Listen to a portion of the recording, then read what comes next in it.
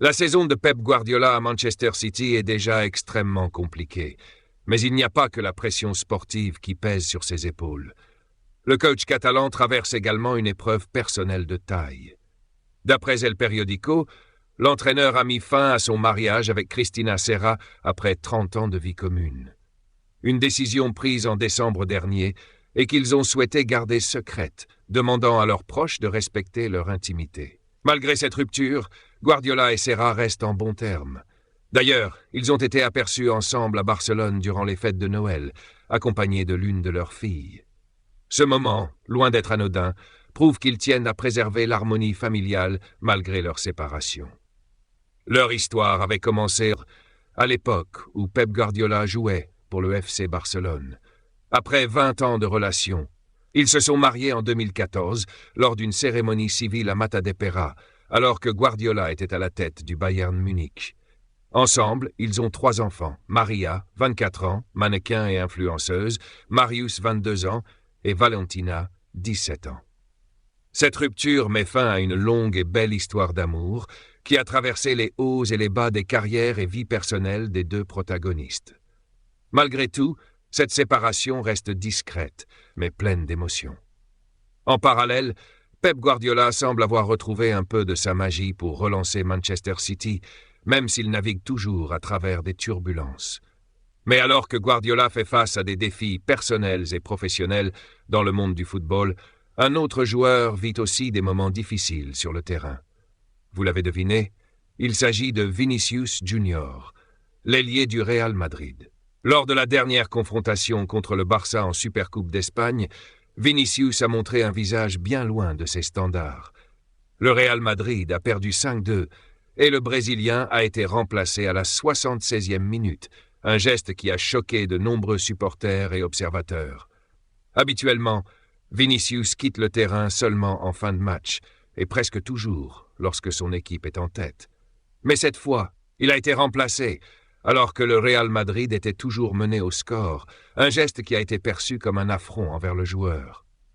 En plus de cela, sa performance durant le Classico a été décevante.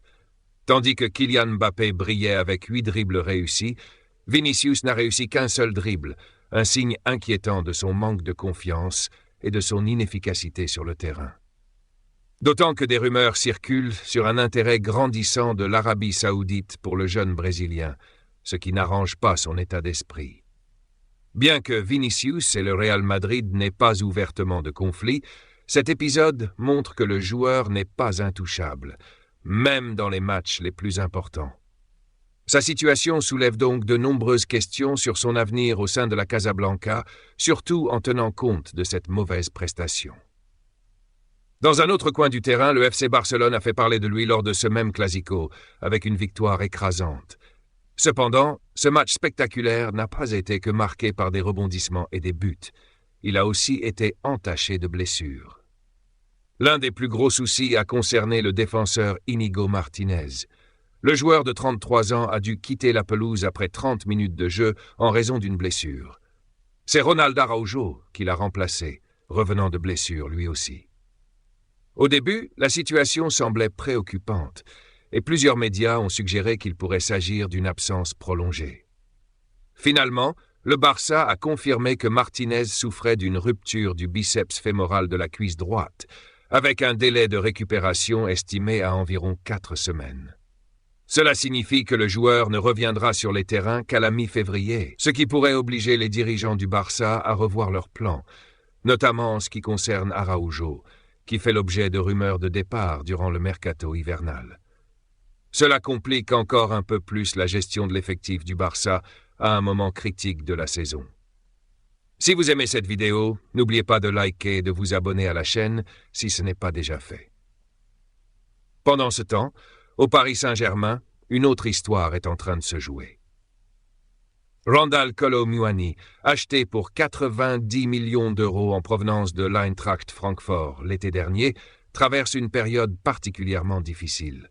Depuis plusieurs matchs, Luis Enrique ne l'a pas sélectionné pour les rencontres face à des équipes comme le RC Lens, l'AS Monaco et l'ASE.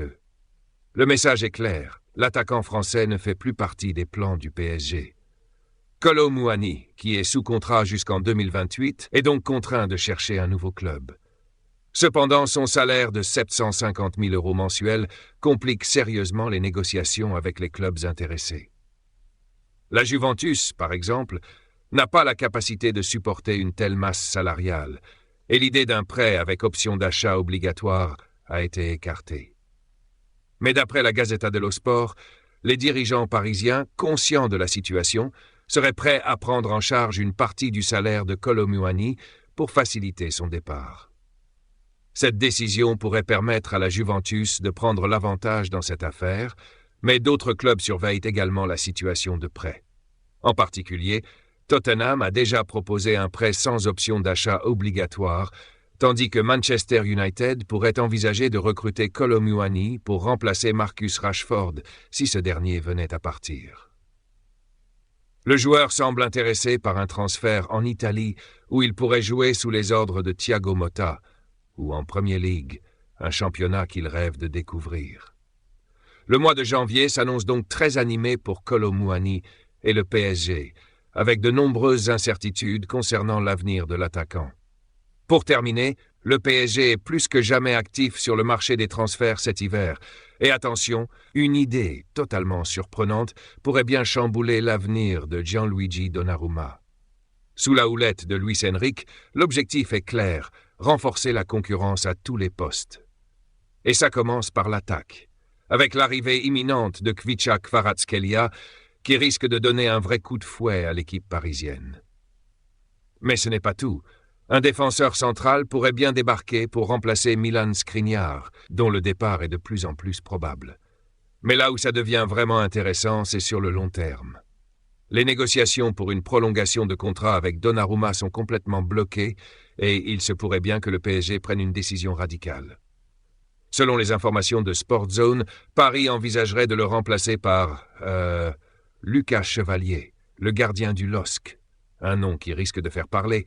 Mais attention, Chevalier, qui a souvent été critiqué lors des matchs importants, pourrait bien rejoindre Paris cet été, et la concurrence des clubs de Premier League ne va pas rendre la tâche facile. En parallèle, Donnarumma, dont la valeur est estimée à 35 millions d'euros, suscite de l'intérêt, notamment de la part de la Juventus et de l'Inter, en Italie.